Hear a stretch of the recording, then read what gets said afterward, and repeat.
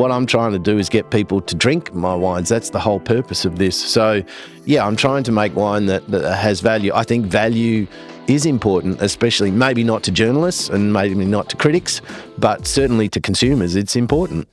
Welcome back to Got Somme, a wine podcast founded by myself, Angus O'Loughlin, not a wine expert, but an enthusiast. Next to me, Carlos Santos, Master Sommelier. How are you, mates? I'm good. How are you, Angus? Very well, thank you. Yeah, a nice to be back. Early Tuesday morning for us to be drinking some McLaren Vale classics. And the person sitting across from us today, very lucky to have, SC Pannell of SC Pannell fame. Good morning. Is your middle name Cabernet? No, Charles. Okay.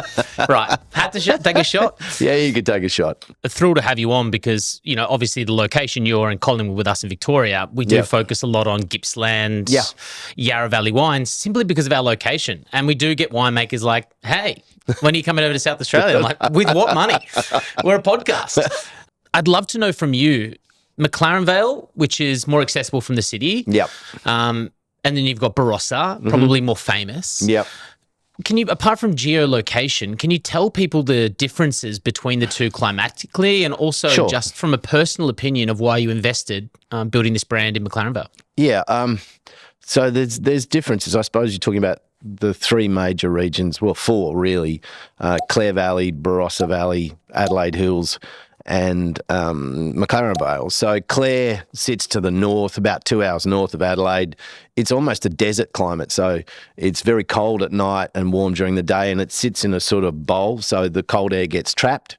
The Barossa is sort of an hour and a bit north of Adelaide. It doesn't have the maritime effect of McLaren Vale. So McLaren Vale's right by the sea. So there's this, what we call the diurnal difference. So the difference between daytime and nighttime temperature is less. So it's cooler in the nights in the Barossa. And then the Adelaide Hills sort of start at the Eden Valley, which is just above the Barossa, and come all the way down to McLaren Vale.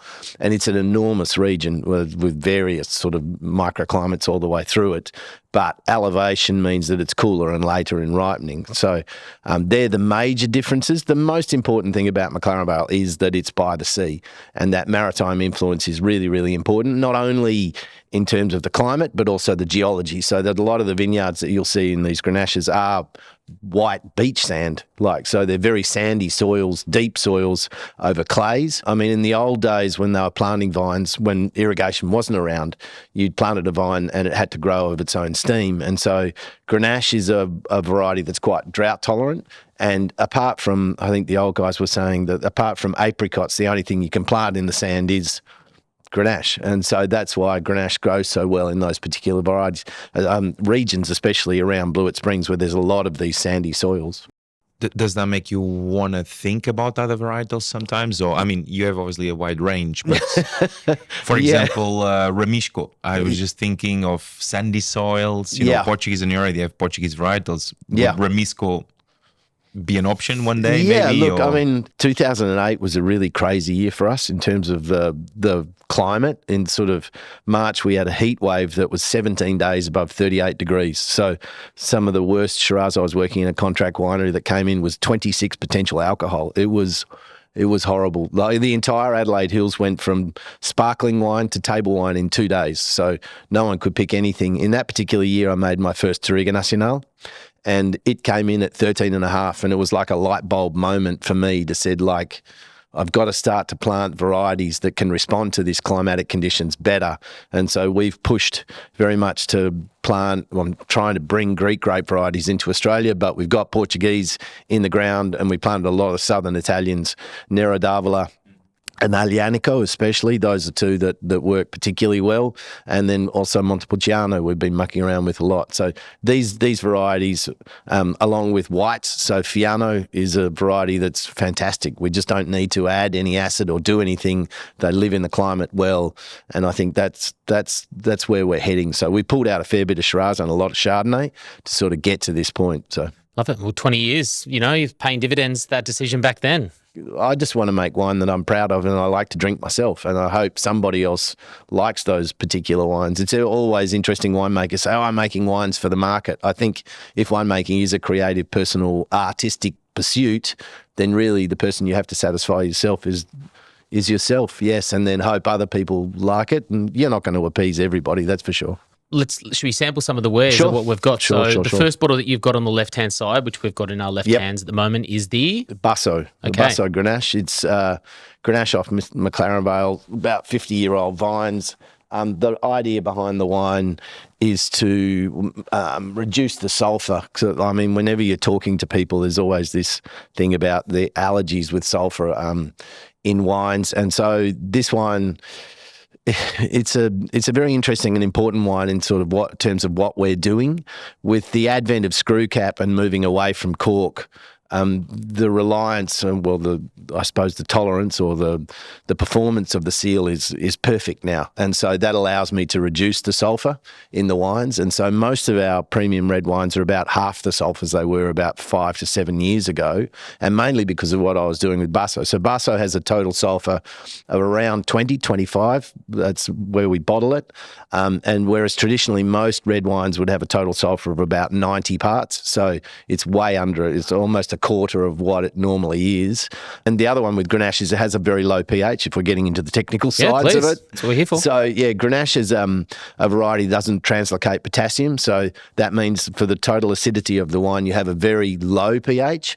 And that low pH is really important for increasing the effectiveness of the sulphur and how that wine will be preserved. So acidity and sort of the longevity of a wine is the most important factor in terms of what I think. I mean, how do you manage that? Because Grenache is typically a lower acidity grape variety. Yeah. So to have that right balance, what's well, the... it's actually good. So I want to make wines where you're not adding anything. I think that's the most important thing.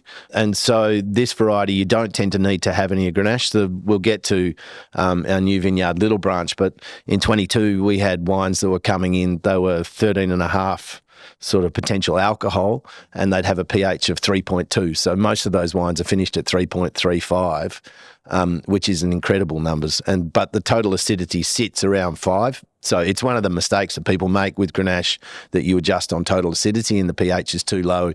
So pH for me works like a volume switch on tannin. If the pH is low, then the tannins become much more proud and bright. If the pH is high, then the tannins slip back into the wines. A lot of the Portuguese, Spanish varieties like Touriga and Tempranillo, we're running them with pHs of 3.8 to 4. And so in the early days of making those wines, if you drove the pH down, because we're taught technically at winemaking course to keep everything below 3.65. If you do that, then the tannins are too hard, and so I just let them be a lot more. So you've brought in the flight of Grenache. Obviously, you're in Melbourne for a Grenache festival, so it sort of makes sense. But I forgot to congratulate you, in essence. Why? Well, your wine was voted the second best wine under $30, the Dead End Tempranillo. Oh, cool. In our first year of the podcast.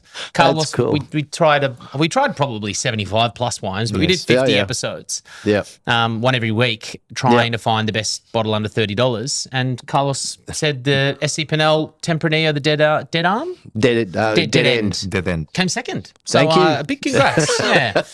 That's good. I try to make wine that's good value, that sort of is honest. So there's criticism that's levelled at us that our wines are too serious for the price, but I think consumers are smarter than that. They know what's going on. So We're moving on to, is this the Smart Grenache? Number two? So Smart Grenache is, the interesting thing about Grenache for us, as I was talking before, is about making wines that are unique, and so unique to McLaren Vale, but then also that respond to what the French call a terroir, a sense of place. And so because Grenache doesn't require really any oak at all, and because it's sort of it's not easy to make, it's difficult to pick and difficult to do, but it responds, it's like a magnifying glass for terroir. So I really need to make unique wines that no one else can make anywhere else in the world if we are to succeed. And this is where I think Grenache is really, really important, that there's not a lot of 100% Grenaches made in the world at all. Sort of generally they're blended. In the Southern Rhone, they're blended. In a lot of places in Spain, there's some that are straight Grenaches, but yeah, it's a rare thing. The other place that Grenache is grown is in Sardinia a lot, and it's known as Cannonau there, but it tends to be blended as well. So, it's a unique opportunity to make these sort of wines in sort of a world sense, which is what we're trying to do. Very different from the Basso. I think Correct. Basso is really floral, really perfumed, really red cherry and strawberry and stuff. And here it's more complex, it's more compacted. It's not quite as open to aroma. It's wonderful. Yeah, yeah. Look, I mean, Busso is about making a Grenache that people can use as a light to medium-bodied red wine, which I think is important in our climate and for the food that we eat. A little chilled. Yeah, a little chilled if you want to, especially in summer. Tannin's not too profound. It's just a wine to use, whereas these wines are wines to age, and especially the 22s. They're very low, as I said, low pH year, balanced yields, concentrated, tightly wound wines with lots of tannin. That's what I love in making these sort of wines is tannin. I'm a bit of a freak about Nebbiolo as well. So I'm really interested in the exploration of a varietal feel to tannin. You can understand that with Nebbiolo that if I took the tannin away from Nebbiolo, it isn't Nebbiolo anymore. So that's really profound. And yet, it has a varietal tannin. We talk very easily about varietal characteristics in terms of fruit characters, but we don't talk about varietal characteristics in terms of tannins in reds. And for me, that is what there is. There's a very different tannin in Pinot that's different in Shiraz that's different. And I think naturally in Australia, we make these fruit sweet wines. So as a person who loves to cook, when you cook, you don't over-accentuate the sweetness of something, you balance it back. So I'm very conscious about making wines that control that sweetness. So keeping oxygen away from them, not sweetening them by putting oak in them, and then getting nice, profound tannins that sort of control the mid-palate and the sweetness of the wine is what I'm trying to do in it. And then a little branch. So where are we looking at for this? So this is a new vineyard we just bought. This is actually the first release off this vineyard. Oh, cool. It's 9 hectares of Grenache, and it's about 3.2 hectares of 100-year-old Grenache on the property as well. And so it's a dry-grown vineyard right in the heart of Blewett Springs. And where do you see this in your personal favourites of the lineup today? So, look, I mean, for me, the hardest thing to make in wine is a wine that is almost duplicitous in a way. So it has intensity, power and concentration, but it has refinement and elegance and finesse. And so when I can get those two things working for each other, that's when I think you hold somebody's interest. You actually stop to think, if a wine's easy to explain, that's not what I'm after. I'm after complexity and then also tension in this wine. So it's easy to make a wine fat. It's hard to make a wine with tension and structure and sort of precision, and that's where this wine has. And how do you achieve that? Slightly early picking or slightly? Yeah, I mean, look, there's a whole lot of lessons in yeah. No. Mum and Dad used to own part of a domain in Burgundy, and I used to work with an old French winemaker there, Gerard Patel. He taught me two of my most profound winemaking lessons. One was, if most of the time in winemaking, it's harder to do nothing than do something. And so the more I've done it, the more I've learned to do nothing, to sort of stand back. But the most profound one that he said to me, if you think Pinot is ripe, you missed it. And so it's always picking the wine just before you think it's ripe. It's almost bottling the wine like a coiled spring almost. So if I bottle a wine that's ready to drink, it's going to fall apart. So you're trying to be preemptive and create something that's sort of coiled and can unfurl with time. And I think that's the beauty with I don't think I've made a better range of Grenaches in terms of 3 wines from this particular vintage in terms of their tension and their structure and their sort of how taut they are. That's what I'm really shooting for. Yeah, because you see very often like the wines of south of France or the wines from the Rhone Valley, southern Rhone Grenaches, so overripe and so gemmed and here is so different because it's so fresh, so vibrant, so fruity and floral. Yeah. Which are much more appealing. Yeah, and I think that's where, as the wines have aged, I mean, I think sort of from 2010, we've been doing pretty much the same in terms of how we're making these wines, and we've arrived at this point where this is how these vineyards respond best to how we make these wines. Generally, they're all made the same. They've got about 20 to 30% whole bunches in them. They're all aged in large, what we call vats or botte or whatever you like, the old oak. So there's no oak influence. We kept oxygen away from them, so it keeps them this sort of the fruit up in the wines, and that's important. And so that was the newest? Yep, that's a little branch. That's a little branch. Then we go to the oldest. I was going to say, yeah, so Old McDonald? Yeah, Old McDonald's the wine. So the first Grenache we ever released was from the Old McDonald vineyard, and we've been making wine off this single vineyard since 2004. It's a wonderful one. But it's sort of whereas Little Branch has a little bit of ironstone sort of shaly pebbles in the soil, and you can see that sort of sanguine, rusty blood character in the Little Branch, whereas Old MacDonald's a deep sand over yellow clay.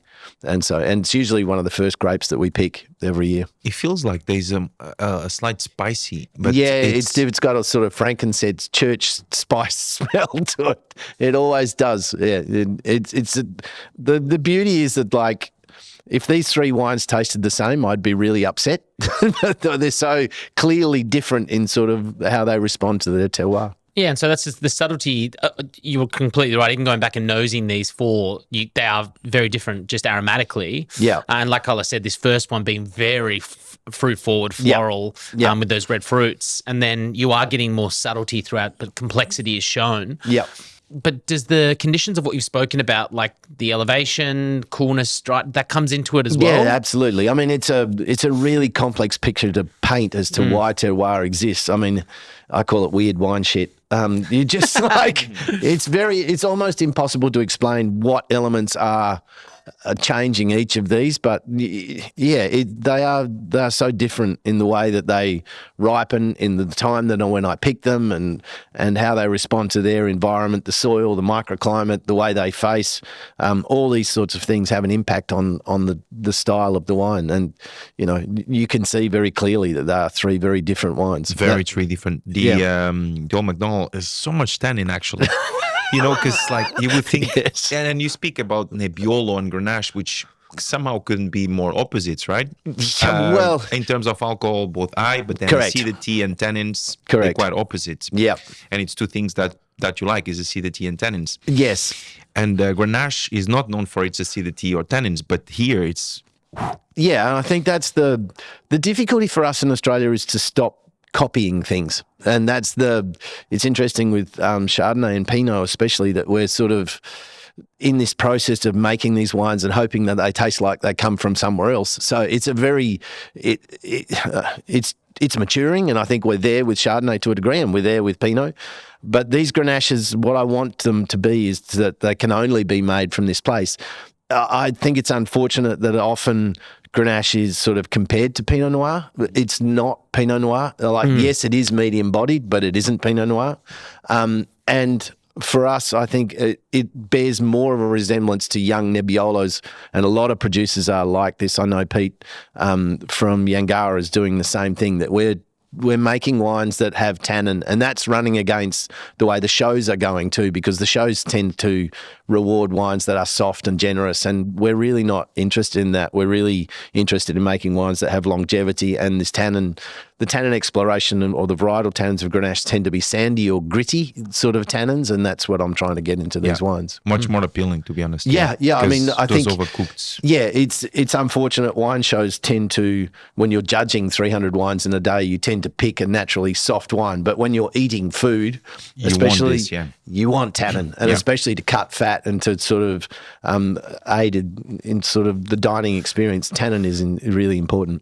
Stephen Pannell, thank you very much. Big shout out to your wife as well, a huge part of this experience. Yes, and my wife is. And the label as well. And we're looking forward to seeing the next vintages and the continuation of the brand. And back when I'm back my second home, I'll make sure I pull into that beautiful La Celador you've got. Come and say hi. Appreciate it.